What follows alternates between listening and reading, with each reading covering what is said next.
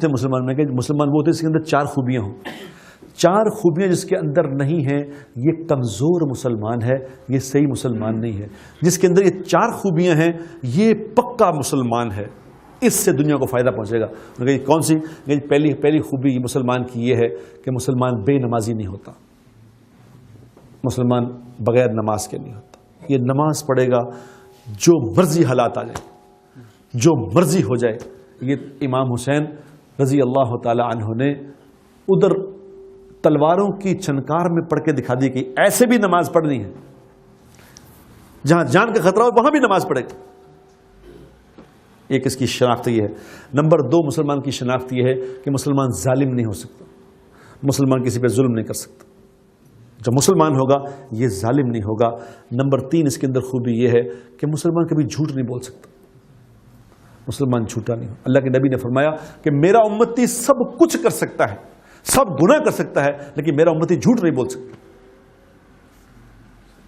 اور نمبر تین، میرا امتی کسی کو دھوکہ نہیں دے سکتا. مسلمان دھوکہ دینے والے نہیں ہوتے، چیٹر نہیں ہوتے مسلمان.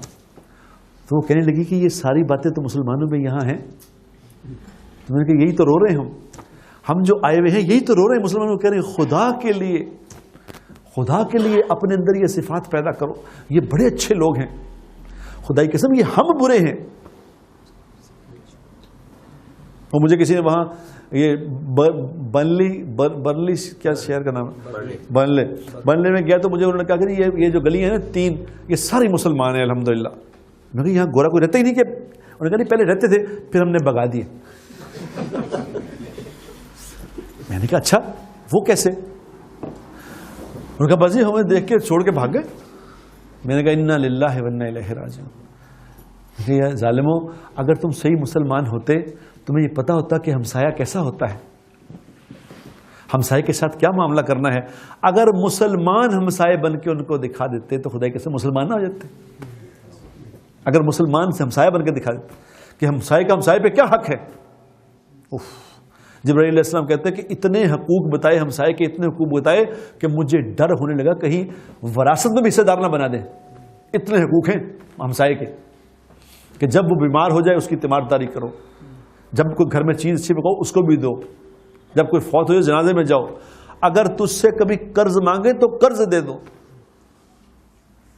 اور حضور اکرم صلی اللہ علیہ وسلم نے فرمایا جس کو اللہ اور آخری دن پہ یقین ہے، اس کا مفہوم ہے جو اللہ اور آخری دن پہ یقین رکھتا ہے اسے چاہیے اپنے مہمان کا اکرام کرے اور اپنے ہمسائے کو نہ ستائے. کسی کا ہمسائے کو ستانے سے کیا مراد ہے کہ میں اسے نہ ستاؤں؟ فرمایا نہیں، یہ نہیں کہ تم نہ ستاؤ، فرمایا وہ تمہیں ستائے تم برداشت کرو. یہ مطلب ہے اس کا. تو یہ اگر مسلمان ہم بن جاتے، یہ مسلمان میں دوستوں محنت سے بنتے، خود بخود نہیں بنتے، خود بخود نہیں بنا کرتے. یہ تو محنت ہے. یہ جو تبلیغ کی محنت ہو رہی ہے اس بات کی محنت ہو رہی ہے کہ ایمان یقین اتنا مضبوط ہو جائے کہ اللہ کی نافرمانی کا کوئی دل میں شائبہ بھی نہ رہے. اور یہ جو محنت ہو رہی ہے میرے دوستوں یہ ایسی زبردست محنت ہے خدا کی قسم. ورنہ اس محنت کے بغیر تو ہمیں تو پتہ ہی نہیں تھا کہ یہ باتیں ہونی بھی چاہیے. ابھی تو کم از کم یہ پتہ چل گیا کہ یہ ہونا چاہیے، پہلے تو یہ پتہ نہیں تھا کہ یہ بھی ہوتا ہے. اور یاد رکھو مسلمان سارے کے سارے ہیرے ہیں. میں پورے یقین سے یہ بات کہتا ہوں کہ سب مسلمان ہیرے. ذرا نم ہو تو یہ مٹی بڑی زرخیز ہے ساقی، ذرا سا ان پہ محنت کرنے کی ضرورت ہے.